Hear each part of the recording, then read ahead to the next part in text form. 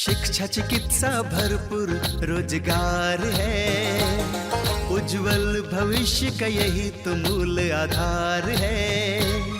विकास हो रहा है, उत्थान हो रहा है, प्रगति का द्वार खुला है, दशा दिशा भी बदल रहा है।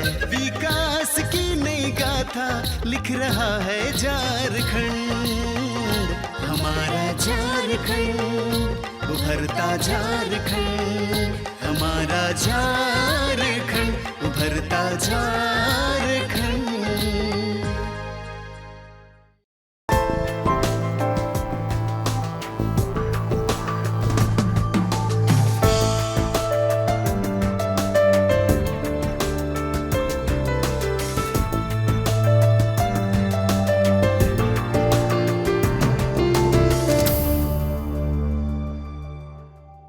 ऊर्जा विकास का एक अपरिहार्य कारक है। ऊर्जा को किसी राष्ट्र की सभी आर्थिक गतिविधियों की कुंजी माना जाता है और यह तेज आर्थिक विकास की नींव रखती है। इतिहास साक्षी है, ऊर्जा के साधनों का उपयोग और अन्वेषण तीव्र गति और औद्योगिक क्रांति का आधार रहा है।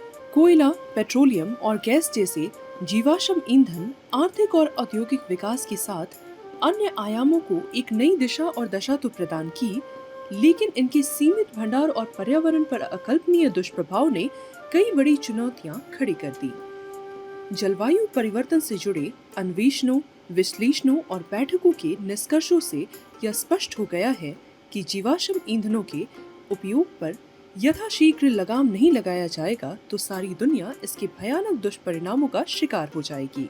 जीवाश्म ईंधनों के जलवायु पर असर को लेकर दुनिया भर में चिंताओं को देखते हुए भारत ने उन सभी विकल्पों को ढूंढना शुरू कर दिया है जिससे पर्यावरण में कार्बन का उत्सर्जन कम होता है, ऊर्जा की आपूर्ति बनी रहती है और विकास की गति सतत बनी रहती है। ऊर्जा के ऐसे विकल्पों ने सौर ऊर्जा, पवन ऊर्जा, ज्वारीय ऊर्जा, पन विद्युत ऊर्जा, जैव और अपशिष्ट ऊर्जा तथा हरी हाइड्रोजन ऊर्जा प्रमुख है। देश में अक्षय ऊर्जा, विशेष रूप से सौर ऊर्जा के उत्पादन की जबरदस्त संभावना है। इसका मूल कारण है, भारत एक उष्णकटिबंधीय देश है जहां सूर्य का प्रकाश प्रतिदिन काफी लंबे समय के साथ काफी तेजी से उपलब्ध है। भौगोलिक रूप से झारखंड एक ऐसा राज्य है जहां लंबे समय तक और काफी तेजी के साथ सौर ऊर्जा आधारित संयंत्र स्थापित किए जा रहे हैं। विशेषज्ञ सौर ऊर्जा अपनाने के कई कारण बताते हैं कि जैसे कि देख रहे हैं अभी हाल ही में रांची में इतना टेम्परेचर नहीं रहा करता था, लेकिन रांची में इतना ज़्यादा तापमान पिछले कई वर्षों में कभी नहीं हुआ था। इसका कारण एकमात्र है कि वृक्ष डिफॉरेस्टेशन हो जा रहा है और विभिन्न फॉसिल फ्यूल्स की यूज़ के चलते कार्बन डाइऑक्साइड की एमिशंस से जो ओजोन लेयर है उसमें घटौती हो रही है। उसके चलते सूर्य की जो यूवी किरण है जिससे हम लोग को बचाव मिलता था वो सीधा ज़मीन और धरती पे आ रही है। इसके चलते सारे ग्लेशियर्स और जो बर्फ़ है, बर्फ़ की जो चट्टानें हैं, जो ग्लेशियर्स है वो गल रही है। इससे समुद्री तल ऊपर हो रहा है और जो पशु पक्षी में भी काफ़ी चेंजेस आ रही है कि इनकी पॉपुलेशन कम हो रही है। जैसा कि हम जानते हैं कि ये विश्व सिर्फ इंसानों के लिए नहीं है, ये विश्व वृक्ष, पेड़ पौधे, पशु पक्षियों से सम्मिलित और एक संतुलन बनी रहती है। ये संतुलन में दबाव पड़ने से हमारे जो वातावरण में जो एनवायरनमेंट है उसमें काफ़ी तब्दीली आ रही है। इसके चलते साइंटिस्ट लोगों ने पता किया है कि ये कार्बन डाइऑक्साइड एमिशंस और काफ़ी कुछ CFCs के कारण ये होती है। तो अगर हम फॉसिल फ्यूल यूज़ करना बंद करेंगे तो हमें ऊर्जा कहाँ से मिलेगी। लेकिन ये भी गहरी बात है कि फॉसिल फ्यूल्स भी कम हो जा रही है, कोयले की खदानें कम हो रही है, ज़मीन से निकला हुआ तेल कम हो जा रही है, गैस कम हो जा रही है। तो लेकिन सूर्य से जो ऊर्जा मिलती है वो प्रतिदिन पिछले बिलियन ईयर से मिलता रहा है, आगे भी कुछ बिलियन ईयर्स मिलता रहेगा। इसका एक महत्वपूर्ण कारण यह भी है कि सूर्य को भारतीय परंपरा में सभी प्रकार के ऊर्जा का स्रोत माना गया है और यह अनंत काल तक अक्षय ऊर्जा प्रदान करता रहेगा। इससे सभी प्रकार के बिजली उपकरणों को चलाया जा सकता है। पुराने ज़माने में आज से 20-30 साल पहले सूर्य की जो ऊर्जा को किस तरह से कन्वर्ट किया जाए इसकी जो टेक्नोलॉजी थी बिल्कुल थी, लेकिन वो क्या कमर्शियल रूप में अवेलेबल नहीं था। आज की तारीख में ये टेक्नोलॉजी अभी कमर्शियली अवेलेबल है, जिसके तहत हम लोग ऑलमोस्ट वेरी कॉम्पिटिटिव प्राइसेस में सौर ऊर्जा से बने हम अपना ऊर्जा इस्तेमाल कर सकते हैं। सौर ऊर्जा से तैयार हुई बिजली किसी भी रूप में कैसे भी हो, वो सारे उपकरण उससे चल सकते हैं। तो इसलिए सौर ऊर्जा में हम लोग को केंद्रित करना है। ऊर्जा के क्षेत्र में व्यक्तिगत या संस्था, कार्यालयों, विद्यालयों अथवा अस्पतालों में ऊर्जा आत्मनिर्भरता के लिए रूफटॉप सोलर प्लांट काफी लोकप्रिय है। इसे लगाना, इसकी देखभाल करना काफी आसान और किफायती है। सबसे पहले लोगों को लगता है कैसे करें, लेकिन हम बता दें कि ये लोकल लेवल में आ चुकी है। काफ़ी लोग इससे काफ़ी पैमाने में इसकी इस्तेमाल हो रही है।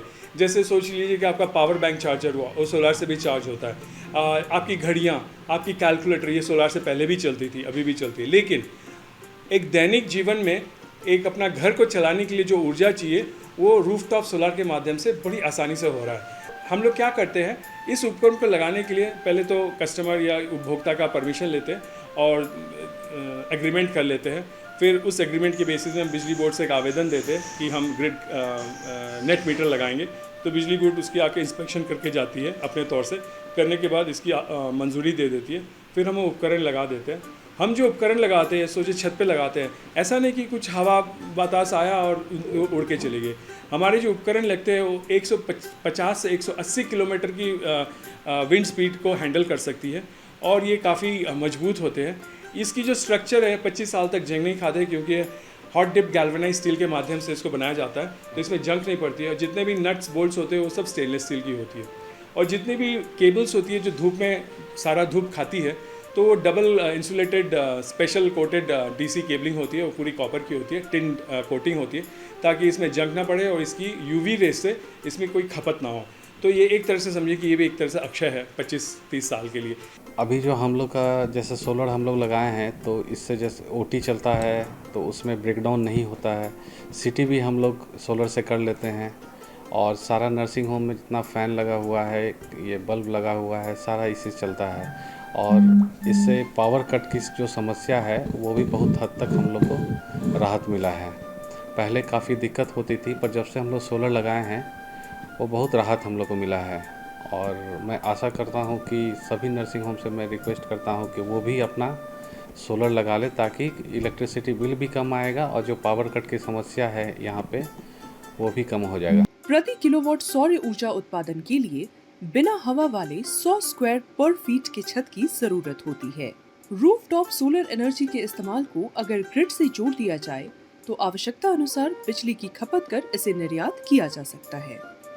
इसके लिए नेट मीटर की जरूरत होती है।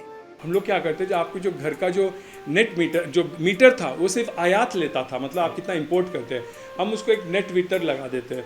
नेट मीटर लगाने की विधि ये सब हम डायरेक्टली बिजली बोर्ड के साथ ताल्लुकात करके इसको करते हैं। तो इसके लिए आपको एक एम्पैनल वेंडर की ज़रूरत पड़ती है। तो ऐसे काफ़ी आपको वेंडर्स मिलेंगे जो इसको करती है। तो नेट मीटर के जब हम लगा देते हैं तो इसमें क्या होती है, जितना आपने बिजली बनाया, आपने खपत की और जितना आपने निर्यात किया वो ग्रिड में चली गई। तो ये मीटर उसकी रिकॉर्डिंग रखता है। और रात को जब आपने जितनी दिन में एक्सेस बिजली भेजी वो ग्रिड में चली गई। अब चूंकि आपके पास नेट मीटर है, रात में जब सूर्य नहीं है तो आपने जितनी एक्सेस बिजली भेजी वो आप वापस ले सकते हैं आयात के माध्यम से। तो ये जो नेट मीटर है इसकी तालमेल रखती है, कितना नेट डिफरेंस है उस पर आप बिल पर करते हो। अगर आपका सिस्टम सही अंदाज से उसको डिज़ाइन किया गया तो आपकी बिजली की जो खपत है वो आपको ज़ीरो कर दे सकते हैं, मतलब उसकी। बाकी जो थोड़े बहुत चार्जेस होते हैं, जो कनेक्शन चार्ज, ये चार्ज, वो आपको देना पड़ता है। सुगम करने के लिए जैसा जितना मेरी जानकारी है कि जो पर यूनिट पावर प्रोडक्शन है आपका सोलर के माध्यम से, वो महंगा पड़ता है बनिस्बत की जो वो ग्रिड से ले रहा है। कि ग्रिड से अगर उसको चार्ज पड़ रहा है 6 रुपया, तो यहाँ पे उसे 11 रुपये 10 रुपये पड़ता है। तो वहाँ गवर्नमेंट जो सब्सिडी देता है वो सब्सिडी अमाउंट से वो कॉस्ट को ऑफसेट कर सकता है। तो यहाँ पे गवर्नमेंट को मुझे लगता है इंसेंटिव्स को और थोड़ा बढ़ाना चाहिए। कि कई बार ये होता है कि आपको इतना इन्वेस्टमेंट करने पर ही आपके घर पे इक्विपमेंट लगेगा या सोलर पैनल इंस्टॉल होगा। तो वहाँ पे अगर गवर्नमेंट अपना सब्सिडी बढ़ा दे, अवेयरनेस और बढ़ा दे, जिससे कि लोग और आगे आएँ। और एट द सेम टाइम, क्योंकि मैं टेक्नोलॉजी फ्रंट पे देखता हूँ कि जो फोटोवोल्टाइक सेल का एफिशिएंसी है वो बहुत एडवांस टेक्नोलॉजी आने के साथ साथ बढ़ रहा है। तो मुझे लगता है गवर्नमेंट को नए पीवी पैनल्स को भी इनकॉर्पोरेट करना चाहिए, जिससे उनका प्रोडक्शन हाउस अप्लाइंसेस जो हाउस सोलर पैनल है उनका प्रोडक्शन बढ़ेगा तो कस्टमर्स और मोटिवेट होंगे। राजधानी रांची सहित राज्य के विभिन्न हिस्सों में रूफटॉप सोलर एनर्जी का उत्पादन किया जा रहा है, जिसमें संस्थाएं, विद्यालय और इमारतें शामिल हैं। रांची स्थित योगता सत्संग में 50 किलोवाट का rooftop solar energy production unit स्थापित किया गया है, जो काफी किफायती और लाभकारी साबित हुई है। देखिए, हम लोग का बेसिकली हमारे डिवोटी एक हैं डॉक्टर श्री देवनाथ बेहरा जी। वो हम लोगों को बहुत दिन से बोलते थे कि आप सोलर पे जाइए, आपका फ़ायदा होगा, और समझाते थे, उसका इकोनॉमिक्स वगैरह समझाते थे। तो हमारा योगदा सत्संग का सोसाइटी के जो हमारे बोर्ड ऑफ डायरेक्टर्स थे और हमारे कॉलेज के जो मैनेजिंग कमेटी है, उसने गवर्निंग बॉडी है, उसने डिसाइड किया कि हम लोग यहाँ पे लगाएंगे, उससे कि हमारा प्रैक्टिकली जो हमारा खर्चा है वो ज़ीरो हो जाए। तो वो सोच करके एक योगदा सत्संग महाविद्यालय में लगा, और दूसरा हमारा एक छोटा स्कूल है चुटिया में, उसमें 10 किलोवाट का प्लांट हमारा एक वहाँ लगा। दो जगह हमने लगाया है। अब उसको समय आ गया है कि थोड़ा सा एक्सपेंड भी करें, सोचें उसके बारे में। लेकिन बेसिकली ये है कि ये ग्रिड से कनेक्टेड है। इसमें हमने अभी बैटरी ऑपरेटेड नहीं गए हैं, तो हमारा जितना जनरेशन होता है वो ग्रिड में जाता है, और जो बैलेंस होता है उसका पैसा हमसे लेते हैं। आज तक पैसा लिया नहीं, लेकिन बिलिंग होगा, जब भी होगा तो बिलिंग होगा। ये 33 किलोवाट का फिराइलाल पब्लिक स्कूल के लिए हुआ है। इसमें सरकार से सब्सिडी भी मिली है।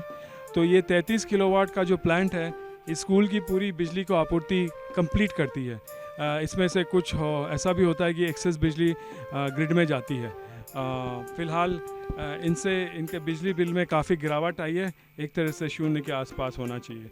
अब चूँकि स्कूल अभी छुट्टी में है, तो जो भी बिजली पैदा हो रही है वो पूरा ग्रिड में जा रही है।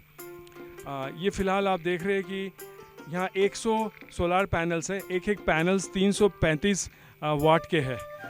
इन सब पैनल्स 25 साल की इनकी लाइफ है, और इसमें 10 साल की रिप्लेसमेंट वारंटी है। और ये पैनल जो है, ये एक तरह से इसे बोलते हैं पॉलीक्रिस्टलिन पैनल्स, मतलब ये पॉलीक्रिस्टलिन सिलिकॉन सेल से बना है। उसकी पहचान है कि ये सीधे सीधे आड़े आड़े इसकी जो ये बेसिकली सिल्वर इलेक्ट्रोड है, ये बस बार बोलते हैं इसको। इसमें से सारी बिजली एकत्रित होकर इस बस बार में से जाके यहाँ नीचे जो ये मेन बस बार है उसमें जाके कनेक्ट होती है।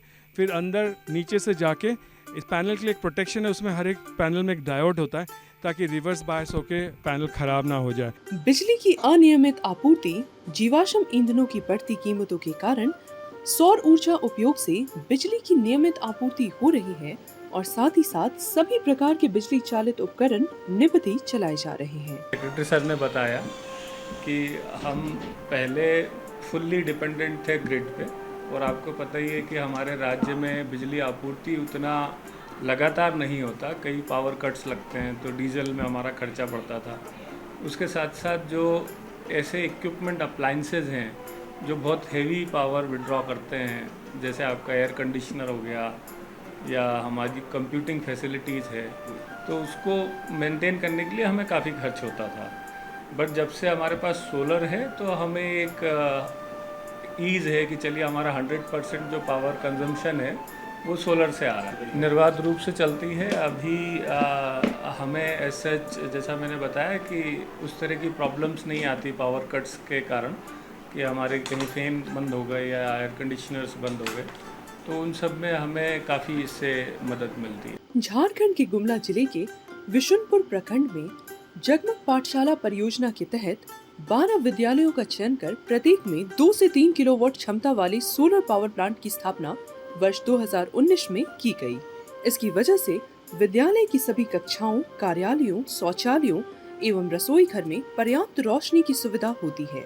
इससे पहले जिला न्यायालय खूंटी में 2 अक्टूबर 2015 को प्रधानमंत्री नरेंद्र मोदी ने 180 किलोवाट के रूफटॉप सौर फोटोवोल्टाइक ऊर्जा पैनल का उद्घाटन किया था, जो सौर ऊर्जा चलित भारत का पहला न्यायालय बना।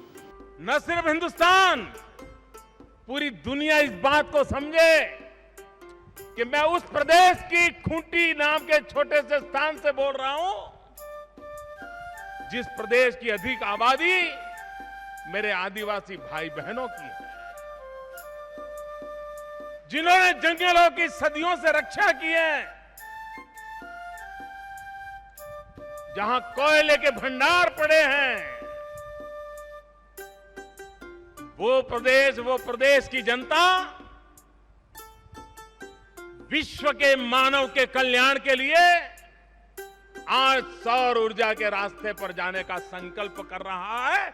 इसलिए मैं आज विशेष रूप से आया हूं, झारखंड को बधाई देने आया हूं। झारखंड में रूफटॉप सोलर एनर्जी उत्पादन के अलावा डैम तथा बड़े तालाबों में सौर ऊर्जा उत्पादन की असीम संभावनाएं हैं। झारखंड इस दिशा में अग्रसर है। मैंने अपने आँख से खुद देखा है कि जो कनाल हैं गुजरात में, बड़ौदा में, छोटे छोटे स्ट्रेचेस पे उन्होंने कनाल को पूरा कवर किया है सोलर पैनल से, और 10 मेगावाट वो जनरेट कर रहे हैं। सिमिलरली उनके 3-4 प्लांट्स हैं ऐसे। और Jharkhand is the first state जहाँ पे कि तालाब के बड़े रिजर्वायर के ऊपर में पूरे सोलर पैनल लगने का है। पूरा I think it is Getal suit का है, मोस्ट लाइकली गेतल सूट का ऊपर में पूरा प्रपोज्ड है। तो उसमें क्या फ़ायदा है, आपका जो एवापोरेशन लॉस है पानी का, वो जो होता है वो ख़त्म हो जाएगा। कनाल में गुजरात में इसीलिए लगाया गया है, जो एवापोरेशन लॉसेस होते थे वो कवर होने से नहीं होंगे। और स्ट्रक्चरल चेंजेस इतनी लाइट वेट होता है कि इतना कोई खास रूफ पे कोई प्रॉब्लम होती नहीं है। राज्य के शहरी क्षेत्र के बड़े तालाबों में भी फ्लोटिंग सोलर प्लांट की संभावनाएं हैं, जिससे बिजली की निर्बाध आपूर्ति तो होगी ही, वाष्पीकरण कम होगा और भूगर्भीय जल के संरक्षण में काफी मदद मिलेगी।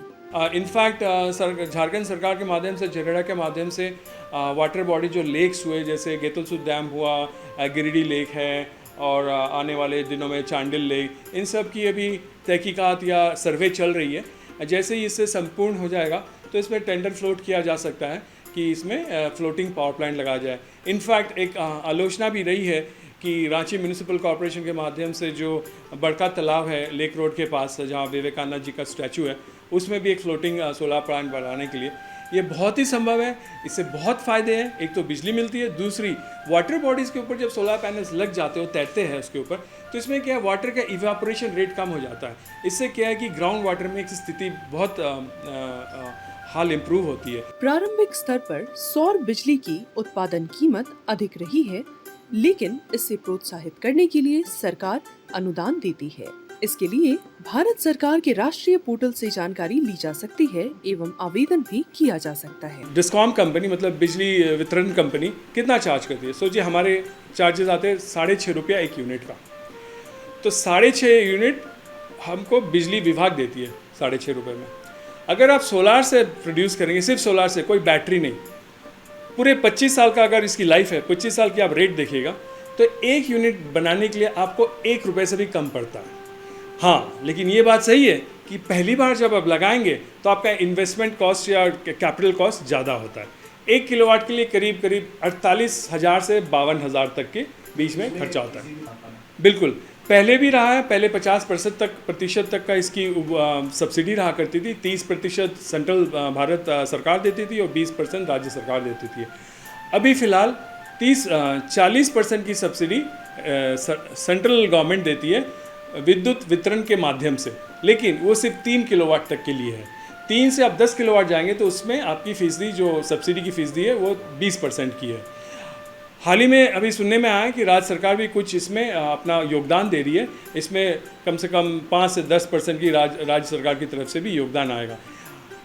ये फ़िलहाल अभी सब्सिडी झारखंड में थी पिछले साल तक। अभी इस साल में जो नई टेंडर निकली है, क्योंकि ये टेंडर से नया रेट निकाला जाता है, और टेंडर अभी 1 महीने के अंदर इसकी प्राइस बिड खुल चुकी है। अभी जितने भी वेंडर्स हैं उनको आमंत्रण किया जा रहा है कि आप एग्रीमेंट करो और ये सब्सिडी का प्रावधान शुरू करो। उपभोक्ता और विशेषज्ञ सौर ऊर्जा को अधिक लोकप्रिय बनाने के लिए छोटे स्तर पर सौर पैनल लगाने वाले उपभोक्ताओं को अनुदान की उपलब्धता को सादा और सुगम बनाने पर जोर देते हैं। हमारा ग्रोथ हुआ है 2000 से ऑनवर्ड्स, बहुत ग्रोथ हुआ है, उसी के अनुपात में पावर का भी हुआ, लेकिन पावर हमारी हमेशा कुछ ना कुछ कमियों के कारण में शॉर्टेज रहेगा। हमारा ट्रांसमिशन डिस्ट्रीब्यूशन बहुत ही वीक है।